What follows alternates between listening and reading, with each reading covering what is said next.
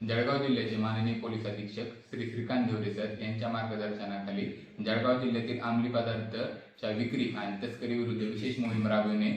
जळगाव जिल्ह्यात चालू आहे। त्यान्वये स्थानिक गुन्हे शाखेला मिळालेल्या माहितीच्या अनुसार MIDC पोलीस स्टेशन आणि स्थानिक गुन्हे शाखेने संयुक्त कारवाई करून MIDC पोलीस स्टेशन हद्दीतील वखार महामंडळ परिसरात एक संशयित आरोपी नामे इम्रान खान हयात खान राहणार आव्हाने वय वर्ष 36 याला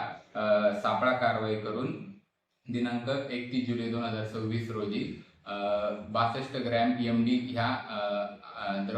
औषधी द्रव्य पदार्थासोबत रंगे हात पकडण्यात आलेले आहे। त्यान्वये MIDC पोलीस स्टेशन येथे गुन्हा रजिस्टर नंबर 635/2026 अन्वये NDPS कायद्याअंतर्गत गुन्हा दाखल केलेला असून पुढील तपास स्थानिक गुन्हे शाखा करत आहे आणि पुढील आरोपींचा शोध घेण्याचे काम चालू आहे।